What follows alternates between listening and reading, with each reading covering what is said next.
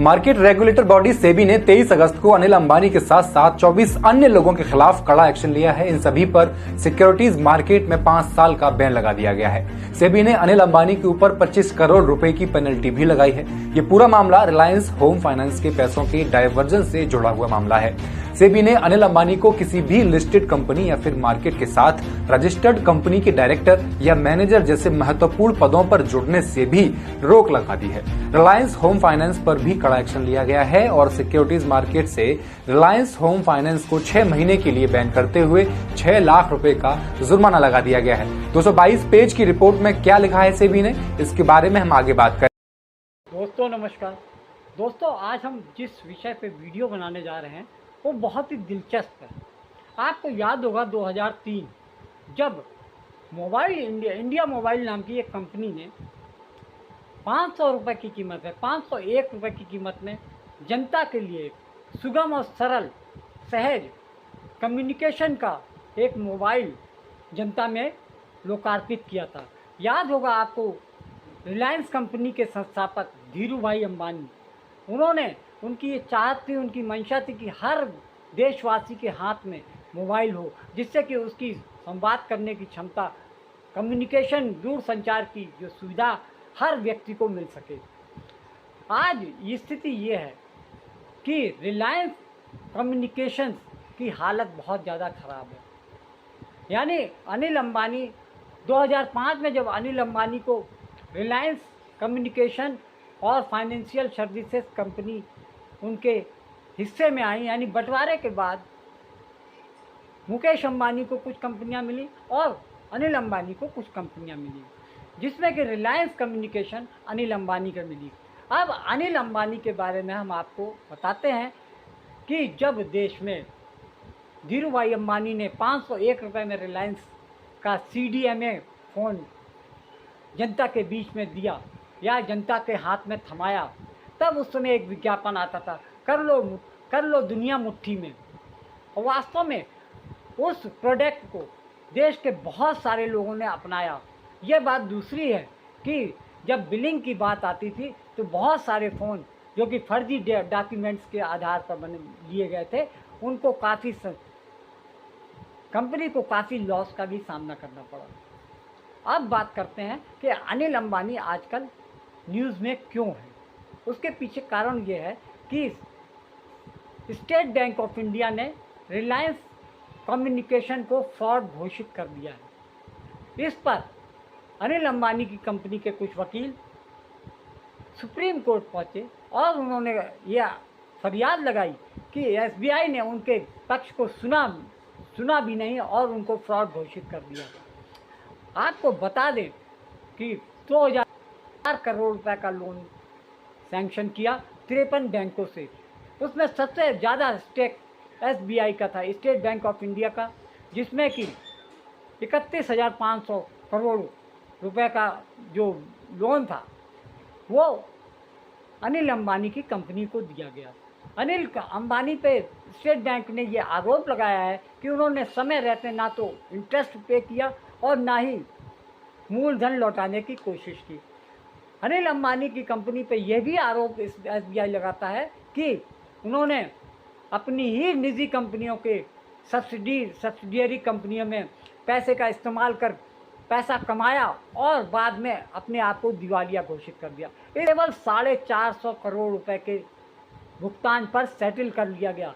आपको हैरानी होगी कि अगर गरीब आदमी 50,000 या 10,000 रुपये किसी के नहीं चुकाता है, बैंक के लोन नहीं करता है, पे नहीं करता है, तो उसके घर को कुर्क कर लिया जाता है, उसके घर पर पुलिस पहुंच जाती है। लेकिन देश के उद्योगपतियों को इस बात की सुविधा है कि वो करोड़ों रुपए डकार जाएं और सरकार की शय पर वो बैंकों को अंगूठा दिखा पैसा देने की बात करते हैं, तो वो अपने आप को दिवालिया घोषित कर दें। अनिल अंबानी की हुई ही है तो आपको याद तो होगा 2014 का लोकसभा चुनाव। प्रधानमंत्री ने देश की 140 करोड़ जनता को कई आश्वासन दिए, जिसमें एक था कि वो विदेश से काला धन वापस लेकर आएंगे। उन्होंने तब की यूपीए सरकार पर कई गंभीर आरोप लगाते हुए कहा कि लाखों करोड़ों रुपए कांग्रेस के नेताओं का और उनके साथी कारोबारियों का विदेशों की बैंक में पड़ा हुआ है।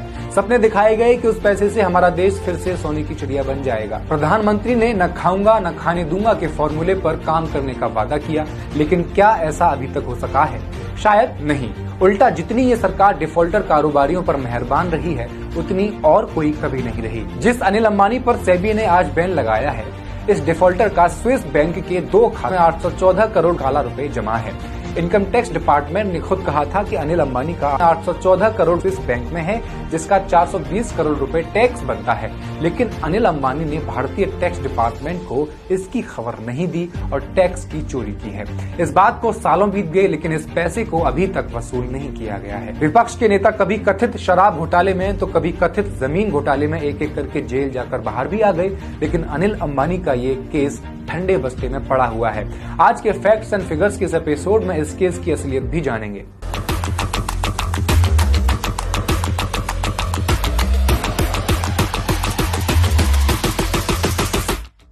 नमस्कार, मैं हेमंत और आप मॉलिटिक्स देख रहे हैं। सेबी ने अपने 222 पेजेस के अंतिम आदेश में पाया कि अनिल अंबानी ने आरएचएफएल के बड़े अधिकारियों की मदद से आरएचएफएल के फंड से पैसा निकालने के लिए एक धोखाधड़ी की साजिश रची और बड़ा फ्रॉड किया। अनिल अंबानी ने आरएचएफएल के फंड पर डाका डाल दिया है। उन्होंने आरएचएफएल के फंड से कुछ लोगों को लोन दिया है और लोन देते वक्त जरूरी बातों का ध्यान नहीं रखा, जैसे लोन जिस प्रॉपर्टी पर दिया जा रहा है वो सच में मौजूद है या नहीं। इसके साथ साथ लोन देने की गति में बहुत तेजी भी देखने को मिली है। उदाहरण के लिए 2017-18 में आरएचएफएल के फंड से कुल 3700 करोड़ रुपए के लोन दिए गए, जबकि 18-19 के दौरान 8800 करोड़ रुपए के लोन बांट दिए गए। अब घोटाला तब हुआ जब कुछ बातें पता चली, जैसे जिन कंपनीज को लोन दिया गया है वो अनिल अंबानी से एफिलिएटेड हैं। दूसरा, जिस तरह के लोन किए गए थे, आरएचएफएल के बोर्ड मेंबर्स ने उस तरह के लोन करने की व्यवस्था को रोकने के लिए कड़े निर्देश जारी किए थे और कॉर्पोरेट लोन की नियमित समीक्षा भी की थी। लेकिन कंपनी के प्रबंधन ने अनिल अंबानी के देख रेख में इन आदेशों की अनदेखी करके ये लोन पास कर दिए, आंखें बंद करके किसी को भी पैसे बांट दिए, और वो सब अनिल अंबानी के घनिष्ठ थे, उनका गहरा संबंध था। आखिरकार इनमें से ज्यादातर लोन लेने वाले लोग कर्ज चुकाने में असफल रहे। इसी वजह से कंपनी आरएचएफएल अपने कर्ज को नहीं चुका पाई और डिफॉल्ट कर गई। इस फ्रॉडुलेंट स्कीम के जरिए 2800 करोड़ रुपए का हेरफेर किया गया था, जिसकी सजा के रूप में सेबी ने अनिल अंबानी पर 5 साल का बैन लगाया है। अब वो इस दौरान कुछ भी खरीद बेच नहीं सकते मार्केट में। सेबी ने कहा भी कि धोखाधड़ी की एक साजिश अनिल अंबानी ने रची और आरएचएफएल के केएमपी ने इसे अंजाम दिया। इस साजिश के जरिए आरएचएफएल से फंड्स की हेराफेरी की गई और उन अयोग्य उधारकर्ताओं को लोन के रूप में दिया गया जो अनिल अंबानी से एफिलिएटेड संस्थाओं के प्रमोटर्स पाए गए। इसके कारण आरबीआई के तहत कंपनी का समाधान हुआ, जिससे इसके शेयर धारक मुश्किल स्थिति में आ गए, क्योंकि मार्च 2018 में आरएचएफएल का शेयर प्राइस करीब 59 रुपए 60 पैसे हुआ करता था। मार्च 2020 तक जब धोखाधड़ी की सीमा स्पष्ट हो गई और कंपनी के संसाधन समाप्त हो गए, तो शेयर की कीमत गिरकर 1 रुपए से भी कम केवल 75 पैसा रह गई। अब भी 9 लाख से ज्यादा लोगों ने आरएचएफएल में निवेश कर रखा है और उन्हें भारी नुकसान उठाना पड़ रहा है। अब सवाल ये है कि अनिल अंबानी पर फ्रॉड का ये कोई पहला मामला तो है नहीं। इनके ऊपर ब्लैक मनी एक्ट के तहत इनकम टैक्स डिपार्टमेंट मुकदमा चलाने की मांग कर चुका है। इनकम टैक्स डिपार्टमेंट ने ये मांग 2 स्विस बैंक खातों में 814 करोड़ रुपए से ज्यादा की अघोषित संपत्ति पर 420 करोड़ रुपए की टैक्स चोरी को लेकर किया था। ये बात 8 अगस्त 2020 की है। इनकम टैक्स डिपार्टमेंट ने अनिल अंबानी पर गंभीर आरोप लगाते हुए खुलासा किया कि उन्होंने सोची समझी रणनीति के तहत जानबूझकर भारतीय टैक्स डिपार्टमेंट से अपने विदेशी बैंक में जमा पैसों की बात छुपाई ताकि टैक्स की चोरी की जा सके। डिपार्टमेंट के अनुसार अंबानी ने सोची समझी रणनीति के तहत विदेशी बैंक अकाउंट में जमा रकम की जानकारी भारतीय टैक्स अथॉरिटीज को नहीं बताई। अनिल अंबानी के खिलाफ black money imposition of tax act 2015 के सेक्शन 50 और 51 के तहत मुकदमा चलाने की बात कही, जिसमें जुर्माने के साथ साथ अधिकतम 10 साल की कैद की सजा का प्रावधान है। इनकम टैक्स डिपार्टमेंट ने अनिल अंबानी को नोटिस जारी किया और 31 अगस्त तक जवाब देने को कहा। अंबानी के ऊपर लगा ये आरोप असेसमेंट ईयर 2012-13 से लेकर 2019-20 तक जमा की गई संपत्ति का था। इनकम टैक्स डिपार्टमेंट की नोटिस के अनुसार अधिकारियों ने पाया कि Ambani Bahamas based company diamond trust और नॉर्दर्न अटलांटिक ट्रेडिंग अनलिमिटेड के इकोनॉमिक कंट्रीब्यूटर भी हैं और बेनिफिशियल ऑनर भी हैं। नॉर्दर्न अटलांटिक ट्रेडिंग अनलिमिटेड को ब्रिटिश वर्जिन आइलैंड में रजिस्टर कराया गया है, जिसे टैक्स चोरी के लिए स्वर्ग माना जाता है और इन सभी देशों को टैक्स हेवन कंट्रीज कहा जाता है। बहामास बेस्ड ट्रस्ट के मामले में इनकम टैक्स डिपार्टमेंट ने पाया कि ये ड्रीम वर्क होल्डिंग्स नाम से एक कंपनी चलाता है। इस कंपनी ने स्विस बैंक में एक खाता खुलवाया हुआ है, जिसमें 31 दिसंबर 2017 को $3,20,95,600 जमा थे। नोटिस के अनुसार ट्रस्ट को $2,50,40,422 की इनिशियल फंडिंग मिली थी। डिपार्टमेंट का कहना है कि ये फंडिंग अनिल अंबानी के पर्सनल अकाउंट से भेजी गई थी। अंबानी ने 2006 में ट्रस्ट को खोलने के लिए केवाईसी के दौरान अपना पासपोर्ट दिया था और इस ट्रस्ट के बेनिफिशियरीज के रूप में उनके परिवार के लोग भी इसमें शामिल हैं। इतने सबूत होने के बाद भी क्या उन पर कोई कार्रवाई हुई, बताएंगे। एक और कंपनी ब्रिटिश वर्जिन आइलैंड में जुलाई 2010 में रजिस्टर हुई। उस कंपनी ने भी ज्यूरिख के बैंक ऑफ साइप्रस में अकाउंट खुलवाया था। डिपार्टमेंट का कहना है कि अनिल अंबानी ही इस कंपनी और कंपनी के फंड के अल्टीमेट बेनिफिशियल ऑनर हैं। इस कंपनी को साल 2012 में बहामास में रजिस्टर्ड एक कंपनी PUSA से $10 करोड़ मिले थे।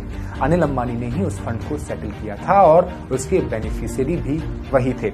कुल मिलाकर इन दोनों स्विस बैंक खातों में कुल जमा रकम 814 करोड़ रुपए है और इसके ऊपर 420 करोड़ रुपए की टैक्स देनदारी बनती है।